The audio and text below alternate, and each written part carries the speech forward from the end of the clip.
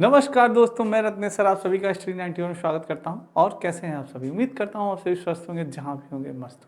दोस्तों आज बहुत ही इंपॉर्टेंट सेशन लेके आया हूं। जैसा कि आप जानते हैं कि आपका एग्जाम ऑफलाइन होने वाला है, बहुत ही कम समय बचा है दोस्तों। तो क्यों ना हम प्रैक्टिस सेट करें दोस्तों।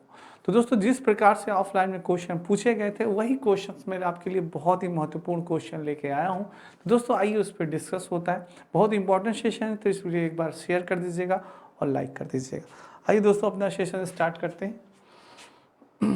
दोस्तों ये स्टडी 91 में बहुत ही इंपॉर्टेंट इन्फॉर्मेशन है, आप सभी इसका स्क्रीनशॉट ले सकते हैं। आइए दोस्तों स्टार्ट करते हैं अपना सेशन। आइए दोस्तों पहला क्वेश्चन है, बहुत इंपॉर्टेंट क्वेश्चन है। निम्नलिखित में से कौन से शब्द समूह आपस में निकटीय रूप से संबंधित हैं दोस्तों? कौन से शब्द समूह जो आपस में निकटीय रूप से संबंधित होते हैं? लो हो गया, मलेरिया हो गया, एनीमिया रक्त हो गया, लो हीमोग्लोबिन एनीमिया या आंवला, मच्छर डेंगू लो गुड़, या मच्छर मलेरिया एनीमिया रक्त या लो। दोस्तों हम सभी जानते हैं आयरन, आयरन दोस्तों यानी लो, आयरन यानी कि लो। तो दोस्तों हमारे लौह का स्रोत जो होता है आयरन दोस्तों, वो दोस्तों लौह हीमोग्लोबिन, इसकी कमी से दोस्तों एनीमिया रोग होता है। क्या होता है? एनीमिया होता है। आंवला हुआ दोस्तों, हीमोग्लोबिन हुआ, ये सब दोस्तों लौह की कमी से ही होता है। ठीक है, हीमोग्लोबिन बनता है हमारे आयरन से, एनीमिया होता है, आंवला है दोस्तों, ये चीज़ है। तो हमारा दोस्तों क्या हुआ? लो हो गया। बी ऑप्शन जो कि है वो एकदम संबंधित है। बी ऑप्शन जो हमारा है दोस्तों, वो उन सभी से संबंधित है। किससे कह रहा है? निकटती रूप से संबंधित हो, निकटती रूप से सभी संबंधित है दोस्तों। तो लौह से हमारा हीमोग्लोबिन, एनीमिया, आंवला, सारी चीजें में लौह दोस्तों पाया जाता है, आयरन पाया जाता है। तो B is the right answer. ठीक है, चल नेक्स्ट चलते हैं। अभिभावक शिक्षक अंतः क्रियाओं का उपलब्ध कराने का मुख्य उद्देश्य है। अभिभावक क्या करता है? शिक्षक की अंतः क्रियाओं को उपलब्ध कराने का मुख्य उद्देश्य होता है। पुनर्बलन और सुधार के लिए बच्चे की योग्यताओं और कमजोरियों के बारे में चर्चा करना, एक दूसरे के साथ सामाजिक संबंध विकसित करना, एक दूसरे की कमियों को उजागर करना, या विद्यालय में हो रहे क्रियाकलापों के बारे में जानकारी को साझा करना। अभिभावक शिक्षक अंतः क्रियाओं को उपलब्ध कराने का मुख्य उद्देश्य क्या है दोस्तों? जल्दी से आंसर दें दोस्तों। क्या है कि जो अभिभावक होते हैं और जो शिक्षक होते हैं, वो अभिभावक और शिक्षक के बीच में अंतर क्रिया होती है दोस्तों। जो हमारे पेरेंट्स होते हैं, जो हमारे अभिभावक होते हैं, जब हमारे शिक्षक से मिलते हैं, अभिभावक जब हमारे शिक्षक से मिलते हैं, तो हमारी जो कमियां होती हैं, जो दिक्कतें हैं, हमारी कमियां इन द सेंस ना कहा जाए दोस्तों, जो हमें दिक्कत है, कहा जा बताते हैं कि आपके बालक में यह कमजोरी है, बालक आपका सुनने में अक्षम है, सुनने में वो उसको कमी है, वह सीखना नहीं चाहता, चीज़ों को सीखना नहीं चाहता, वह कार्य नहीं करता, कोई कार्य नहीं करता। तो अंतःक्रिया यही सब बातें होती हैं, अंतःक्रिया होता है, चीज़ों को बताते हैं। तो वो क्यों, इसलिए उपलब्ध कराने का मुख्य उद्देश्य क्या होता है? मुख्य उद्देश्य ये होता है कि पुनर्बलन और सुधार के लिए। किसके लिए? सुधार के लिए, कि बालक को किसी भी तरह से सुधार मिले, रेनफोर्स मिले, उसे पुनर्बलन दिया जाए कि हाँ बेटा तुम इस कार्य को कर सकते हो, उसको सुधारें। वो किसी भी कार्य को, होमवर्क जो दिया जाए उस कार्य को करें। और बच्चे की योग्यता और उसकी कमजोरियों के बारे में चर्चा करना। क्या करना? उसकी कमजोरी कि किस प्रकार से बच्चा किस क्षेत्र में कमजोर है और उसकी कमजोरी को किस प्रकार से दूर किया जा सकता है। तो जब एक अभिभावक और शिक्षक अंतर क्रिया होती है, तो मेन उद्देश्य यही होता है कि बालक की कमजोरियों को किस प्रकार से दूर किया जाए, क्या उसके अंदर कमजोरियां हैं। तो इन्हीं सब चीज़ों के बारे में क्या होती है? चर्चा होती है। तो A is the right answer. Next है, यह पढ़ाते समय कि कुछ समय के लिए खाद्य पदार्थों को किस तरह ताज़ा रखा जा सकता है। राधा अपनी कक्षा में निम्नलिखित अनेक तकनीकों की परिगणना करती है। उसे कटोरी में रखती है तथा कटोरी को एक खुले बर्तन में रख देती है जिससे ठंडा पानी है। उसे एक गीले कपड़े में लपेट देती है। उसे धूप में खुला फैला देती है। धूप में खुला क्या कर देती है? फैला देती है। उसे छोटे छोटे टुकड़े में काटती है और अंधेरे में रख देती है। उपयुक्त तकनीक बी के लिए वह निम्नलिखित किस खाद्य पदार्थ की ओर संकेत कर रही है? प्याज, लहसुन, हरा धनिया, डी काजू या बर्फी। किसके लिए प्रयोग करी? आपको बताना है कि ये जो प्रयोग इन्होंने किया है, आपकी कौन सी दोस्तों? राधा जी ने। किसने? राधा जी ने जो प्रयोग किया है, ये किस पे प्रयोग किया है उन्होंने? क्या वो बताना चाह रही थी? किस पे प्रयोग किया? जल्दी से आप सभी बच्चे बताएं। दोस्तों आप सभी जानते हैं, कोई भी सब्जी है, कोई भी सब्जी होती है दोस्तों, अगर किसी भी सब्जी को हम, किसी भी वेजिटेबल को हम दोस्तों किसी गीले कपड़े में, किसमें, गीले कपड़े में, उन्होंने क्या किया दोस्तों, उसे एक गीले कपड़े में लपेट देती हैं। क्या करते हैं, गीले कपड़े में अगर हम लपेट देते हैं किसी भी सब्जी को, अगर हम गीले कपड़े में लपेट देते हैं तो वो सब्जी क्या होती है दोस्तों, काफी समय तक हरी भरी रहती है, काफी समय तक क्या होती है, ताजी रहती है, या आप कह सकते हैं हरी भरी रहती है, ताजी रहती है, काफी समय तक ताजी रहती है। तो या उसे धूप में खुला फैला दें, या धूप फैला दें, उसे छोटे टुकड़े काटी और अंधेरे में या तो रख देती है। तो ये सब तकनीकी किसके लिए, ये हरी धनिया हुआ, न पके हुए चावल का है, न प्याज, न लहसुन का है, न काजू, न बर्फी है। ये धनिया दोस्तों, आप हरी पत्ती धनिया है, उसे आप लिपेट के यानी कि पहले कपड़े को क्या करें, भिगो दें, कपड़े को आपने भिगो दिया और उस धनिया में लपेट के आपने उसे रख दिया, तो वो धनिया काफ़ी समय तक क्या होगी दोस्तों, ताज़ी रहेगी, हरी भरी रहेगी, जल्दी ख़राब नहीं होगी। तो उन्होंने धनिया के बारे में बताया। तो ये चीज़ें भी आपको जानकारी होनी चाहिए। ऐसे ही क्वेश्चन सीटेट में आपके आते हैं, बहुत इंपॉर्टेंट क्वेश्चन था। नेक्स्ट है, कक्षा 5 के विद्यार्थी को घर्षण प्रकरण पढ़ाते समय शिक्षिका यह समझाने के लिए अनेक उदाहरण देती है कि घर्षण हमारे लिए कई तरीकों से उपयोगी है, उसके द्वारा दिए गए निम्नलिखित उदाहरणों में से कौन सा गलत है। नेगेटिव पूछा दोस्तों, गलत पूछा। हमारे जूते और जमीन के बीच होने वाले घर्षण का कारण ही हम चल पाते हैं। ऊर्ध्वाधर रूप से ऊपर फेंकी गई वस्तु घर्षण कारण हमेशा हमारे पास ही वापस आती है। ब्रेक लगाने पर वाहक रुक जाता है।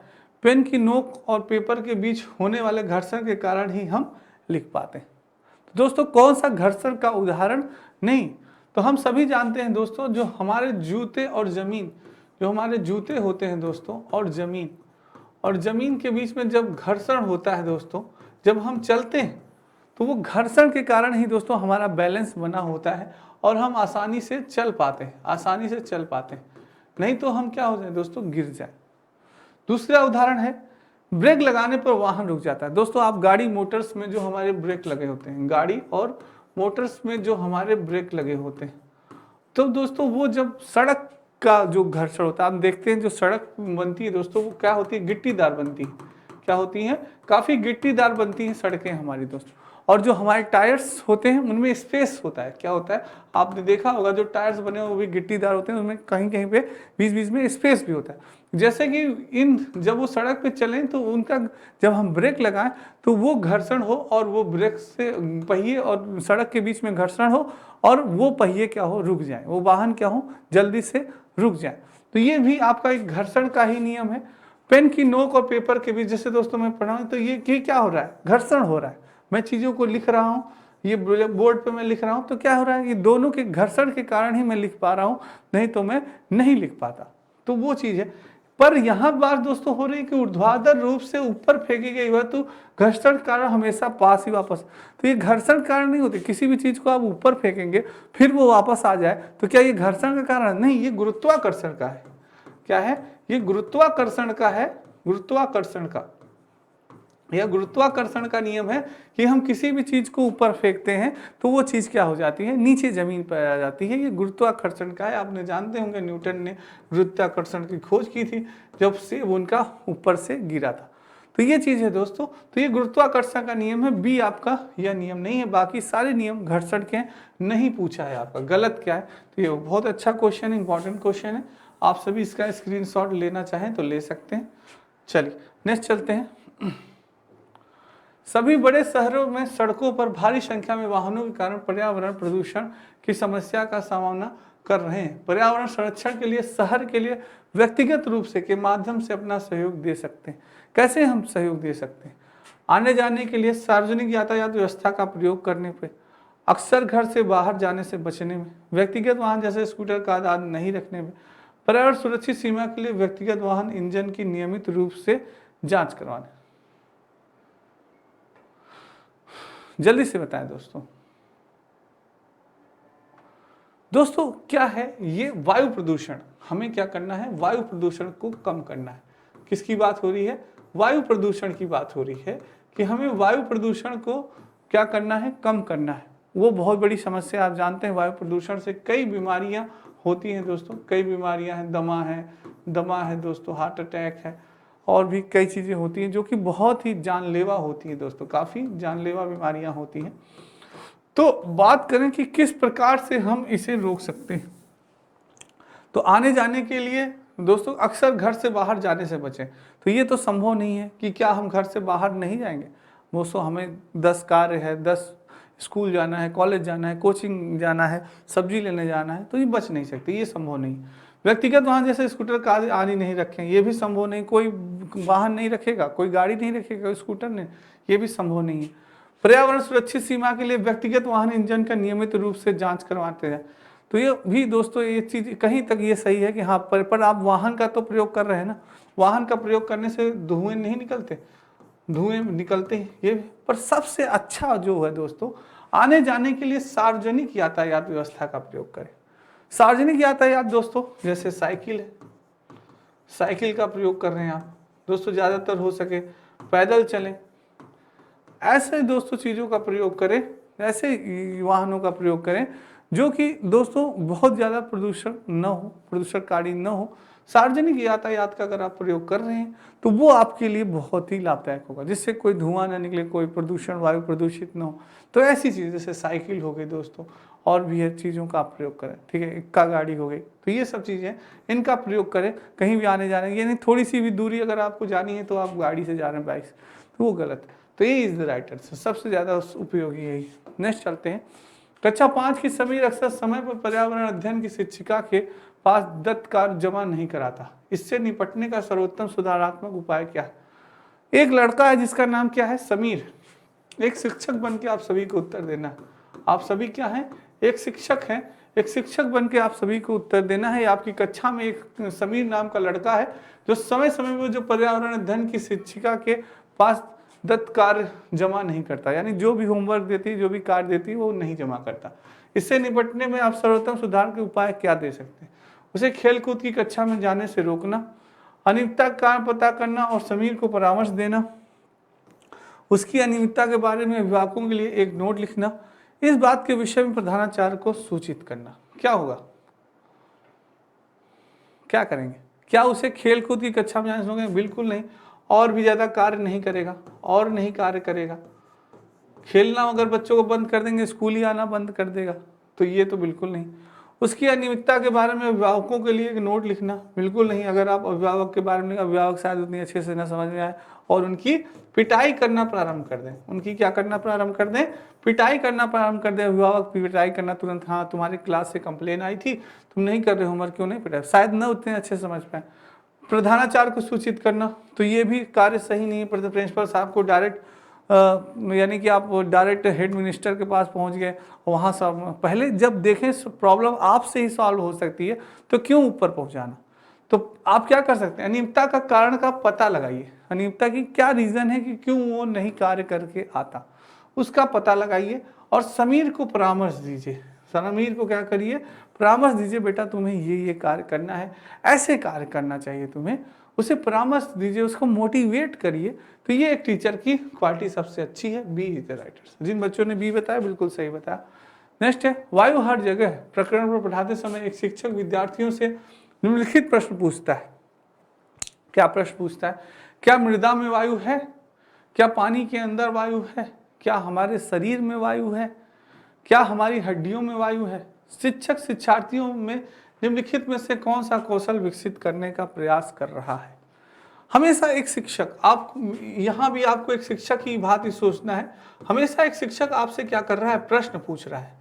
क्या कर रहा है, प्रश्न पूछ रहा है कि बताइए, वायु के बारे में पूछ रहा है कि वायु हर जगह है। आप सभी जानते हैं दोस्तों कि वायुमंडल कई प्रकार की गैसों से हम घिरे हुए हैं, कई प्रकार की गैसों से हम घिरे हुए हैं दोस्तों, ठीक है। तो वायु हर जगह, क्या मृदा में वायु है? हमने बच्चों से प्रश्न पूछा। हम क्या पानी के अंदर वायु है? क्या हमारे शरीर में वायु है? क्या हमारे, तो ये क्या चिंतन कौशल है, क्या अवलोकन कौशल है, या संवेगात्मक कौशल है, या वर्गीकरण कौशल है? कौन सा कौशल है? सीटेट में पूछा गया क्वेश्चन है। जल्दी से सारे बच्चे आंसर बताएं। बहुत ही अच्छा क्वेश्चन है, गलत नहीं होना चाहिए मेरे किसी भी बच्चे का, गलत नहीं होना चाहिए ये वाला क्वेश्चन। बहुत बढ़िया। क्या तो दोस्तों, जब हम किसी बच्चे से प्रश्न पूछते हैं, जैसे मैंने आपसे प्रश्न ये पूछा, तो ये क्या हो रहा है आपका, ये आपका अवलोकन हो रहा है। क्या हो रहा है? आपका अवलोकन हो रहा है दोस्तों, कि क्या आप कितने पानी में आप हैं, कितना क्वेश्चन आप सही बता रहे हैं, कितना क्वेश्चन आप गलत बता रहे हैं, कौन सी चीज़ें आपको पता है, कौन सी चीज़ें आपको पता नहीं है। तो ये क्या है, आपका अवलोकन कहलाया जाता है। अवलोकन कौशल होता है। शिक्षक को ये पता चलता है कि जो, और ये भी पता चलता है जो चीज़ें हम पढ़ा रहे हैं, जो हम पढ़ा रहे हैं, बालक वो सीख पा रहा है कि नहीं, पढ़ रहा है कि नहीं, समझ पा रहा है कि नहीं। तो ये चीज़ दोनों फायदा होता है। तो दोस्तों ये अवलोकन हो गया, अवलोकन कौशल, C is the right answer. Next चलते हैं। के लिए मछली घर एक्वेरियम में हवा वाला पंप रखा जाता है। जलीय पौधों क्यों रखा जाता है मछली घर में एक्वेरियम में हवा वाला पंप? बहुत इंपॉर्टेंट क्वेश्चन है। जलीय पौधों को अधिक कार्बन डाइऑक्साइड उपलब्ध कराने के लिए, अधिक ऑक्सीजन को पानी में घुलने देने, मछली घर एक्वेरियम को शोभा बढ़ाने के लिए, या पानी को साफ करने के लिए क्यों रखा जाता है दोस्तों? जल्दी से बताएं दोस्तों। एक्वेरियम में जो पंप आप देखते होंगे, आपने एक्वेरियम आप सभी ने देखा होगा, मछली वाला घर, मछली घर आपने सभी देखा होगा दोस्तों। एक्वेरियम में रखा जाता है दोस्तों, एक पंप रखा जाता है उसमें, जिसमें से हमेशा एक बुलबुले निकलते रहते हैं। आपने देखा होगा ना, बुलबुले हमेशा ऐसे ऐसे निकलते रहते हैं दोस्तों। वो इसलिए रखा जाता है दोस्तों कि अधिक ऑक्सीजन को पानी में घुलने दिया जाए। वो इसलिए किया जाता है कि ज़्यादातर ऑक्सीजन क्या हो, पानी में घुल जाए, जिससे कि मछलियों को दिक्कत ना हो, जिससे कि पानी में मछलियों को दिक्कत न हो, वो आसानी से ऑक्सीजन घुल जाए, आसानी से मछलियां पानी में सांस ले सकें, आसानी से पानी में मछलियां क्या ले सकें, सांस ले सकें। तो इसलिए वो घुलने दिया जाता है। ये आपका B is right answer. Next चलते हैं। जब एक मछली को पहले से उबले लेकिन कमरे के तापमान पर ठंडे किए गए पानी से भरे एक्वेरियम में डाला जाता है तो वह मर जाती है। ऐसा इसलिए होता है क्योंकि मछली घर का पानी एक्वेरियम का पानी ऑक्सीजन रहित है, मछली द्वारा पीने योग्य नहीं है, खनिज रहित है, या मछली के तैरने के योग्य नहीं। क्या होगा इसका आंसर? जल्दी सही बच्चे बताएं। जैसे कि उसको पहले से उबले लेकिन कमरे के तापमान पर ठंडे किए गए पानी से भरे एक्वेरियम में डाला जाता है और वह मर जाती है। ऐसा क्यों होता है दोस्तों? आपने अगर मछली पालन किया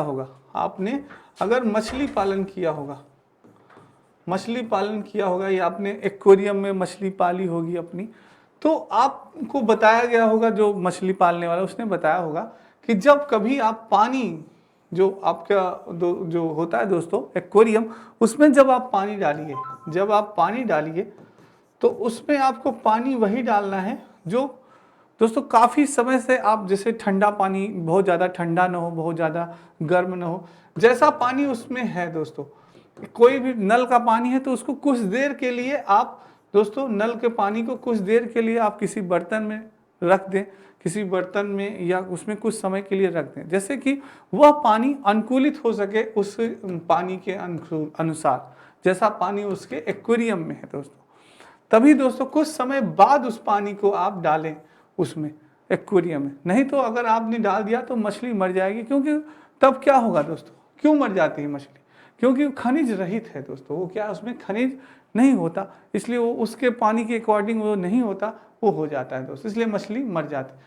तैरने योग्य नहीं, ये गलत है। मछली द्वारा पीने के योग्य नहीं, ऑक्सीजन रहित है, नहीं, खनिज रहित हो जाता है दोस्तों। ठीक है, उसमें जो पानी की में जो खनिज होती है, मात्रा होती है, वो उस पानी में नहीं रहती, इस वजह से वो मर जाती है। तो C is the right answer. Next चलते हैं। निम्नलिखित में कौन सा चांद की सतह की विशेषताओं के बारे में सबसे अच्छा वर्णन करता है? चंदा मामा के बारे में है दोस्तों, चीजें पूछी जा रही है, आप सभी बताएं। पानी नहीं है, पर्याप्त हवा है, ऊंचे पहाड़ है, पानी नहीं है, गहरे गड्ढे दोस्तों, और ऊंचे पहाड़, हवा नहीं, गुरुत्व नहीं, पानी नहीं, हवा नहीं, गुरुत्व नहीं, समतल सतह। क्या होगा दोस्तों? चांद पे तो आप लोग नहीं गए होंगे, जो लोग गए हैं, जो लोग वहां पहुंचे हैं, उसके बारे में विशेषता ये बताते हैं। सबसे पहला पॉइंट ये है कि चांद पे पानी नहीं है दोस्तों, नो वाटर, पानी नहीं है। अगर पानी होता तो शायद जीवन संभव होता, पानी नहीं। दूसरी बात दोस्तों, बहुत सारे गड्ढे हैं। क्या है? गहरे गड्ढे, बहुत सारे गड्ढे हैं दोस्तों, उबड़ खाले, कहीं पे बहुत ज़्यादा गड्ढा, कहीं पे बहुत कम, बहुत सारे गड्ढे, और कहीं कहीं पे ऊंचे पहाड़ भी देखने को मिलते हैं। कहीं कहीं पे दोस्तों चांद पे आपके ऊंचे पहाड़ पे भी देखने, इसलिए दोस्तों चांद पे वो नहीं है, हो पा रहा है बहुत ही ज़्यादा दोस्तों। तो पानी नहीं है, गहरे गड्ढे, ऊंचे पहाड़, ये आपके चांद की विशेषता है। 10 से राइट। नेक्स्ट चलते हैं। ये आपके स्टडी 91 में कुछ पुस्तकें हैं दोस्तों, आप सभी देख सकते हैं।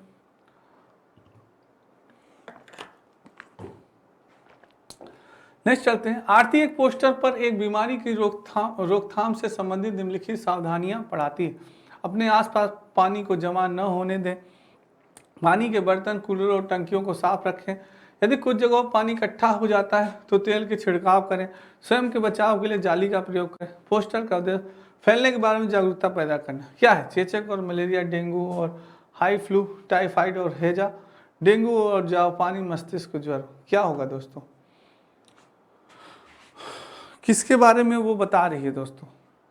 किसके बारे में वो जागरूक कर रही है कि आपको नहीं रखना चाहिए?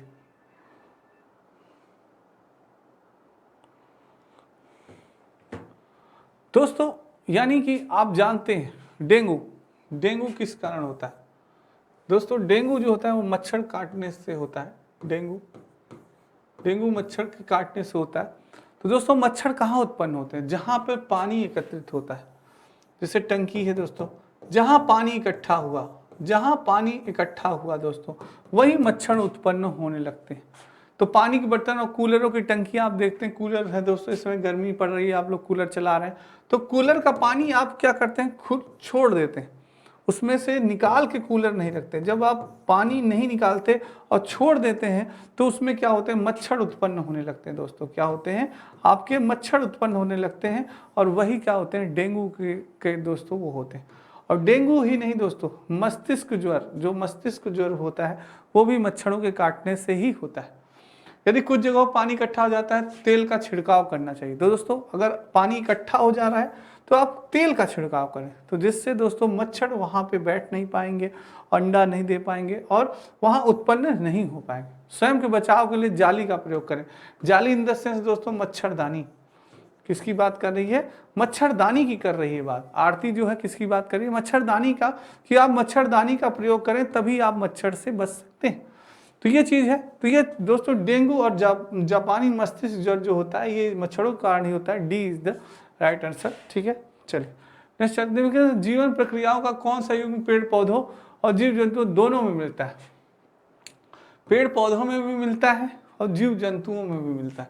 प्रजनन और भोजन बनाना, प्रजनन और अंकुरण, वृद्धि और भोजन बनाना, दोनों चीजें हैं दोस्तों। बहुत ही इंपॉर्टेंट क्वेश्चन है, वेरी इंपॉर्टेंट क्वेश्चन है, और मुझे लगता है मेरे सारे बच्चे तुरंत ही आंसर दे देंगे इसका। जल्दी से आंसर दें दोस्तों। दोस्तों पूछ रहा है पेड़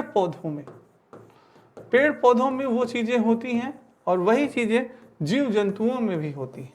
कौन सी चीजें? जीव जंतुओं में भी वही चीज होती है। दोस्तों हम सभी जानते हैं कि जिस प्रकार से हमारे पेड़ पौधे वृद्धि करते हैं, जिस प्रकार से हमारे पेड़ पौधे बढ़ते हैं दोस्तों, हरे भरे होते हैं, उसी प्रकार से हमारे जीव जंतु भी समय के साथ साथ क्या होते हैं? बड़े होते हैं दोस्तों, दृढ़ होते हैं, शक्तिशाली होते हैं, पावरफुल होते हैं।